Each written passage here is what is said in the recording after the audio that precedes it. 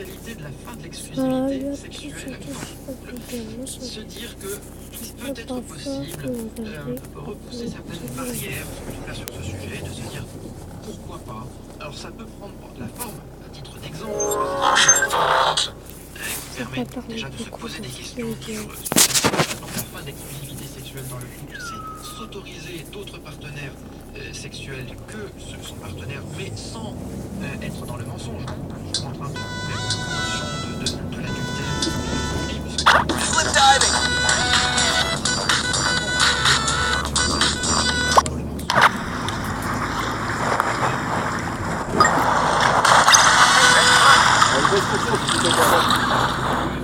Ouvert et agréable. Donc, l'une des premières étapes peut être, par exemple, d'aller dans un club libertin, dans un club échangiste. Forcément pour faire quoi que ce soit, ou alors peut-être même pour faire quelque chose, mais avec votre partenaire, et de voir un petit peu comment les choses se passent. Je sais, c'est que peut-être vous puissiez toucher un autre corps, ou que votre partenaire touche un autre corps. Voilà, exactement, de voir la réaction, déjà de voir ce que ça peut vous provoquer, et de voir aussi ce que ça peut vous provoquer par rapport au contact sur votre partenaire. Sachant qu'encore une fois, tout ça ne peut bien se passer que s'il y a eu beaucoup de communication préalable, de discussion sur quelles sont les attentes du couple, quelles sont les limites, et de s'y tenir, et pour petit à petit essayer de dépasser une forme de routine, de train-train et de monotonie sexuelle qui mine aujourd'hui énormément de couples en France et dans le monde, et un peu plus d'ouverture. La sexualité peut être quelque chose de très très agréable, très amusante, et fait, vraiment c'est une ouverture extrêmement enrichissante. On a parlé de l'exemple du robot. Le robot est un objet, et on entend parfois dire par ceux qui critiquent la sexualité que les partenaires sexuels deviennent des objets. Mais c'est totalement faux.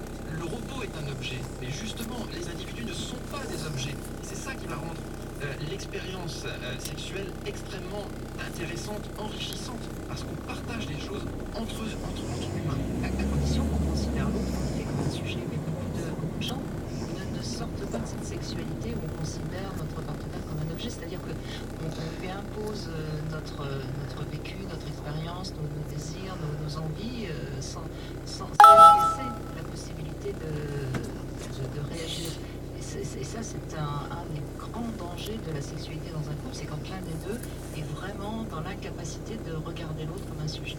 Et c'est très triste parce que justement, écouter l'autre, discuter, s'enrichir l'un l'autre, c'est exactement toute la richesse, tout le plaisir qu'on peut avoir grâce aussi à la sexualité. C'est ce qui s'appelle les échanges entre humains, et c'est vrai que c'est sans fin. Alors Philippe maintenant est avec nous sur Sud Radio. Bonjour Philippe. Bonne année et bonne santé Brigitte, ainsi que à votre invité, et puis à tous les auditeurs.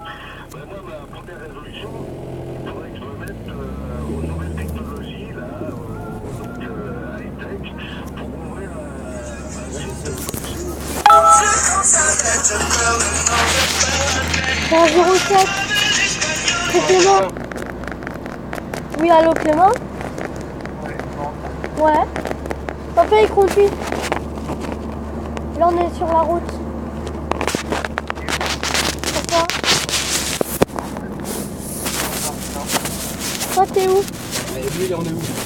Toi t'en es où Clément? Tu viens de te... T'es à Saint-Martin? Il vient de passer l'arrêt Saint-Martin. Quand il arrive là-bas, il m'appelle. Quand t'arrives là-bas, tu nous appelles. Vas-y, à toutes.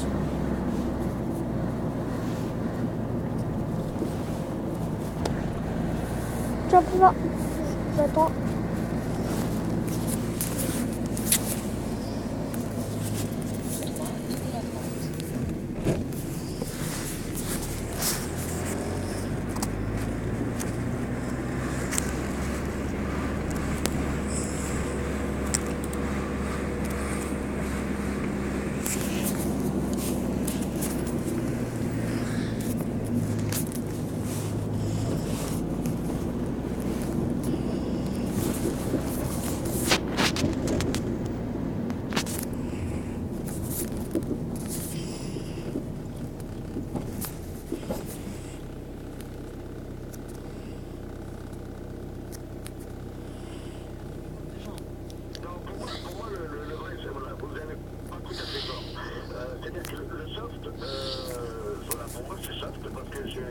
de question qui est le moindre perversité au-dessus de ce que je pratique.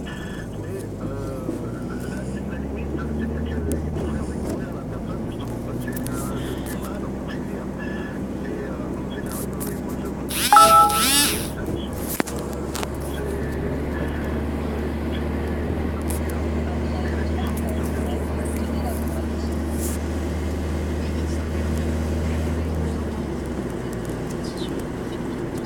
c'est-à-dire que, encore une fois, autant s'amuser à se greffer, se mordre, se manifester, enfin, se frotter, se border les yeux, tout ça. Tout le monde peut s'amuser à ça, à condition évidemment de le faire avec quelqu'un qui nous respecte et qui nous connaît un tout petit peu les règles, parce que vous avez raison, même l'idée, c'est pas mal.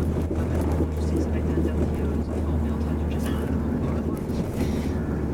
Je suis précédée à ce sujet pour une émission spéciale sur la DC avec Stéphane Piage. Ça vous fait sourire, ça, effectivement. J'aime bien c'est une des variantes de l'érotisme et c'est exactement ce style de message qu'il faut véhiculer le plus possible. Il faut qu'il y ait de plus en plus d'initiatives pour justement développer son imaginaire érotique. Le SM est assez à la mode en ce moment. Il a été popularisé par les livres et les films, ça commence de degré, mais toutes les critiques qu'on peut en faire, mais n'empêche que ça a au moins permis de populariser et de démocratiser un petit peu plus cette pratique. Donc vous avez une vision qui vous est propre, mais c'est très bien, votre initiative est très bonne. Alors après, dans quelle mesure chacun peut développer déjà des choses chez soi, et puis ceux qui hésitent, ne savent pas trop, pour effectivement consulter quelqu'un qui pourra un petit peu les initier. Donc c'est une bonne idée. Pour répondre à votre question, c'est très simple, il y a plein de prestataires informatiques qui font à la fois faire législatique, faire déjà institue une première étape, une ébauche dans la communication, et ensuite vous former de façon à ce que vous deveniez autonome et que vous puissiez aller. Parce que Philippe, il suffirait que vous puissiez, vous pouvez très bien créer votre blog. Une fois que vous l'aurez fait créer par un informaticien, après c'est très facile, vous-même tout seul, avec votre ordinateur, de continuer à l'alimenter. Et puis si jamais il y a un petit souci, vous faites appel à votre informaticien. Franchement, c'est pas quelque chose d'insurmontable, même pour quelqu'un qui a priori, vous savez quand même vous servir d'un ordinateur, j'imagine. et ça me tracasse pas du tout. Alors, justement, je sais mieux servir d'autre chose que d'un ordinateur. Oui, mais là vous êtes un vrai maso alors, Philippe. Parce que vous, parce que vous voulez pas réaliser votre rêve. Vous voulez pas réaliser votre rêve, vous mettez des bâtons dans les roues. Donc je dis, vous êtes un vrai maso, parce que si c'est votre rêve, vous le réalisez. Si vous faites une petite formation, ce sera pas très long et vous verrez, ça vous aidera énormément pour la suite. Alors après, moi je suis un petit peu curieux, qu'est-ce que vous voulez faire? En termes de coaching, ce sera le maniement du fouet? Qu'est-ce que vous allez préconiser? Justement, ça on ne l'apprend pas dans ce que vous venez de parler tout à l'heure, hein, parce que là, c'est que ce soit les films ou les livres qui sont sortis, là, c'est justement le maniement, comme vous dites, de la cravache, du martinet, ou de la bougie, ou des pinces. Tout à fait, justement, ça, maintenant, il faut savoir le faire, le pratiquer.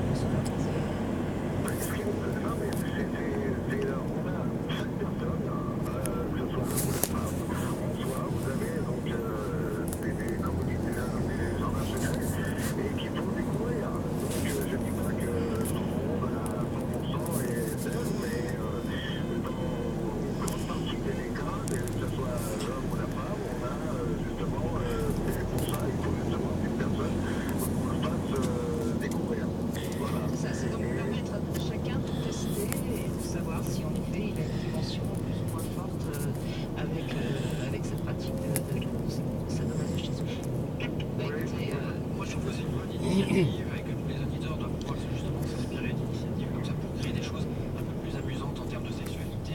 Vous pourriez avoir effectivement une entre guillemets clientèle, principalement certainement de couples, où comme ça ils pourraient s'auto-pratiquer entre eux sous vos conseils que j'espère que vous prodiguerez avec toute votre expérience. Moi, il me semble, Philippe, qu'il suffirait que vous vous rapprochiez de choses qui existent déjà. Je pense à Démonia, par exemple, qui doit avoir son propre site. Et puis là, vous pourriez tout à fait trouver un accord. Enfin, moi, je pense que c'est ça votre meilleure solution pour arriver à avancer dans votre idée, dans votre désir pour réaliser cette mission. Merci, Philippe. Bonne journée. Au revoir. Merci. Au revoir. Il est 15h. Les infos, nous retrouvons Caroline France. 10 ans de prison pour Nicolas Moreau, le djihadiste français condamné par le tribunal correctionnel de Paris ce lundi. Il avait passé près d'1 an et demi dans les rangs de Daesh en Irak et en Syrie. Son frère Flavien Moreau a été le premier djihadiste français condamné à son retour de Syrie il y a 2 ans.